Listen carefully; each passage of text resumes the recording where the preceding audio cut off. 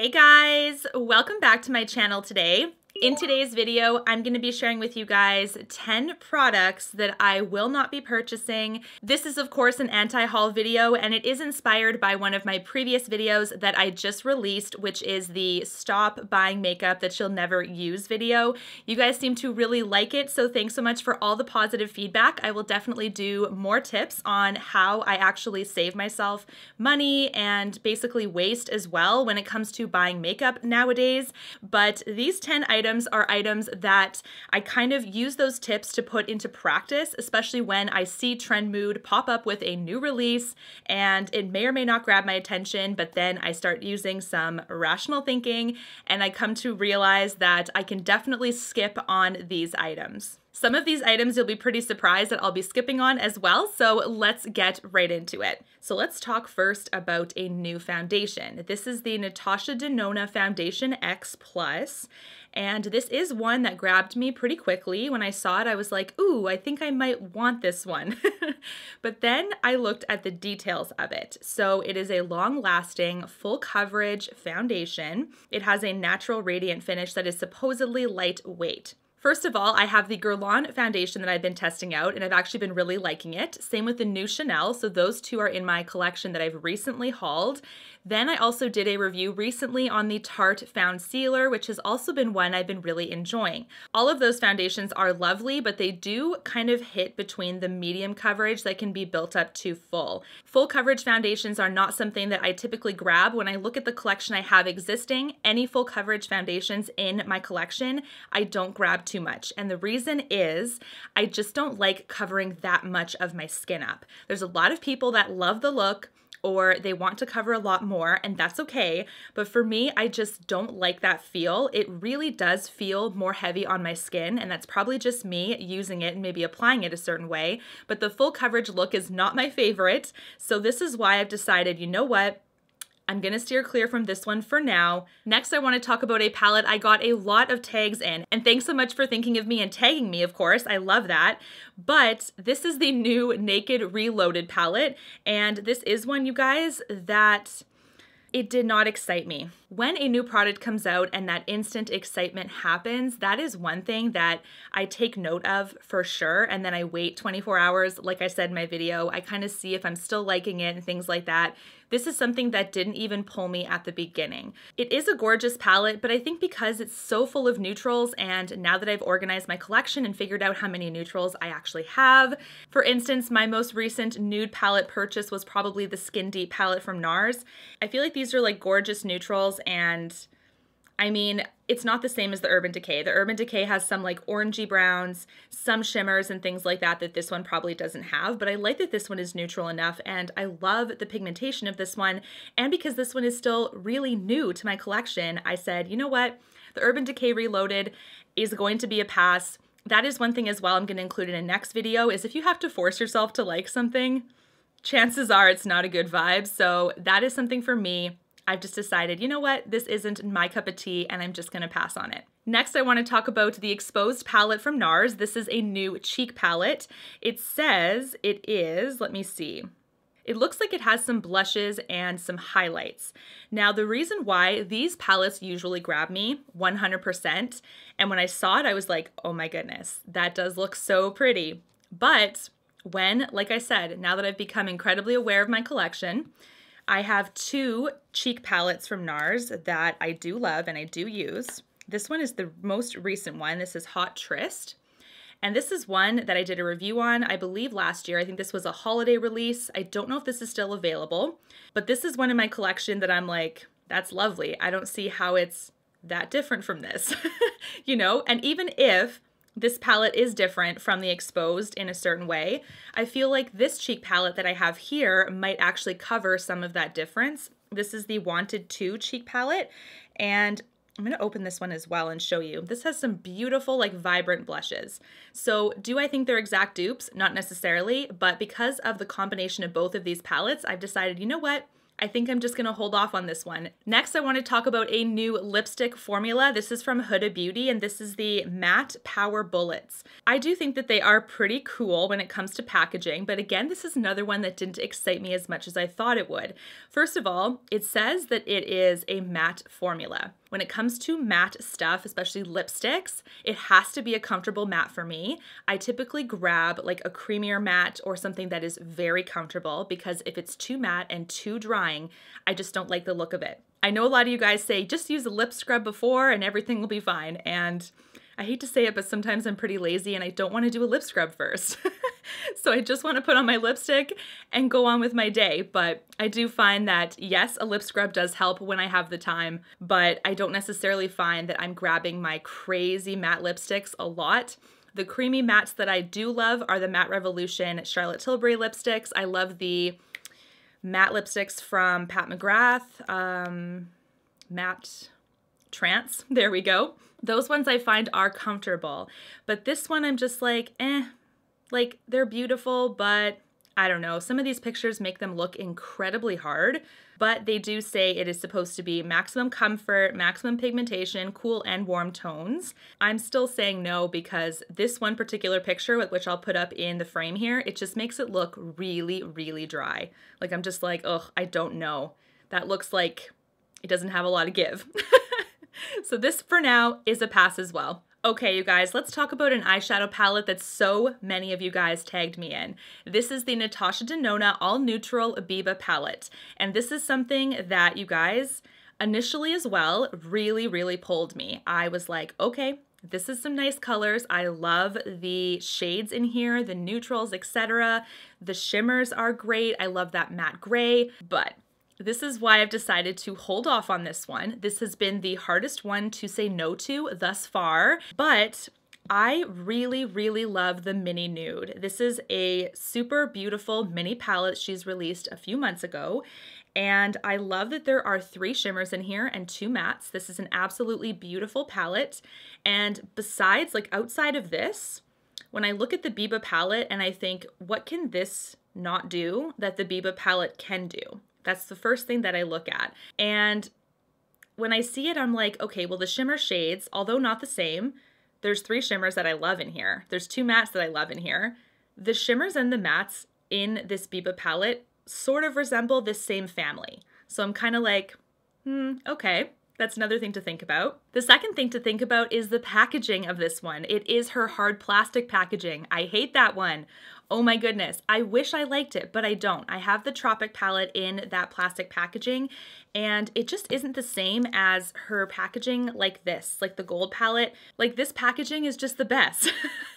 I love her palettes for this. I love the lila and the sunset and the gold all in this packaging. So the fact that the Biba one doesn't have this packaging is also another deterrent. And I know that packaging isn't everything, but that is something that I'm like, yeah, it's the hard plastic, not really liking that for sure. So when it comes to thinking about the packaging as well as what the shades can do, the fact that I have this one already and I absolutely love it, I decided to say no to this one. So I really hope you guys are not disappointed. I will not be reviewing this one.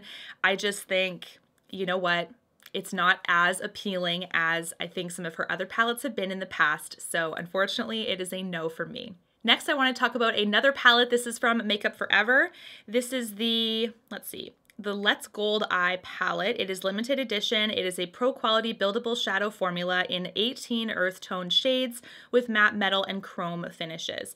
This does look beautiful, to be honest, but this is another one that really just didn't impress me right away. So like I said, I really like to take note of that initial excitement when I see a photo and I'm like, oh, yes, this is so pretty. That first thing really has to be there, especially because my collection is as large as it is, right? So I really want to make sure I'm making some more conscious decisions when it comes to buying stuff, and I don't want to force myself into anything, as I said. So this is one. Obviously, the gold palette here from Natasha Denona is nowhere near what this looks like, but I do think that my gold needs right now are justified in this. So if I want a sparkly gold, if I want a duochrome looking gold, if I want like light gold, dark gold, medium gold, all of this is in here already. I do have a lot of gold shades in my collection as well. So when it comes to a gold palette, this is doing me just fine right now, as well as, you know, some of the golds, of course, in the mini nude that I just talked about. So I feel like when it comes to this one, this was a very easy pass. This wasn't as hard to say no to compared to the Biba palette. It is beautiful, but I just don't think I could see myself using it a lot, so that's why I've said no to that one. Now let's talk about the MAC Spring Collection. You guys have tagged me in this one as well, and also DM'd me on Instagram to see if I would review this one. So unfortunately, this is also one I am going to pass on, despite how beautiful it looks with the cherry blossoms all over all of the packaging. First of all, I have a lot of MAC lipsticks that I love already that I feel like I need to use up more. That's the first thing.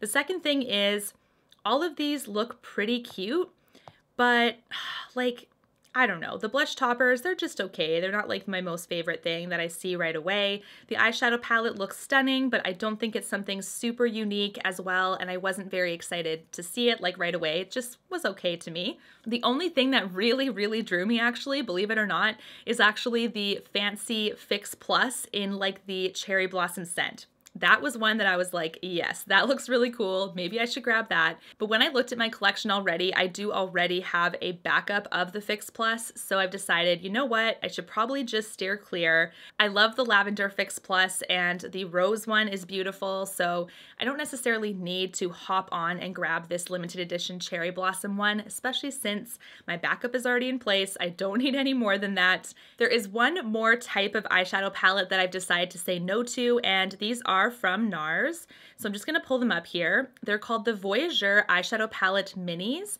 There are 3 of them. There's a color in suede, a color in quartz, and a color in copper. So these are like mini 6-pan like eyeshadow palettes.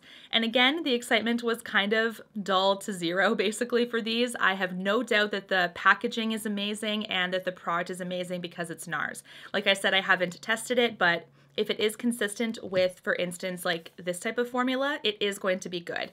However, the shades in those palettes remind me of the Skin Deep palette. Yes, they're not exactly the same, but you have the same kind of tones, the same kind of family in all 3 of those. There's a little bit of some difference when it comes to, you know, certain colors, but this one has been serving my needs so well that it's really hard to add anything else to it because it's so good. Each one of these is 32 American dollars. If you think about getting all of them, you're already at about 100 American dollars. So you really got to think about, are you actually going to use them? And for me, I don't think I'm going to use them as much as the Skin Deep one. So that is also a very easy pass as well. Now let's talk about the Smashbox palette. This is another one that you guys tagged me in because you know I am obsessed with this palette. This is the Cali Contour palette. This is called the Cali Kissed face palette. It does have 4 shimmer highlights and 2 matte blushes.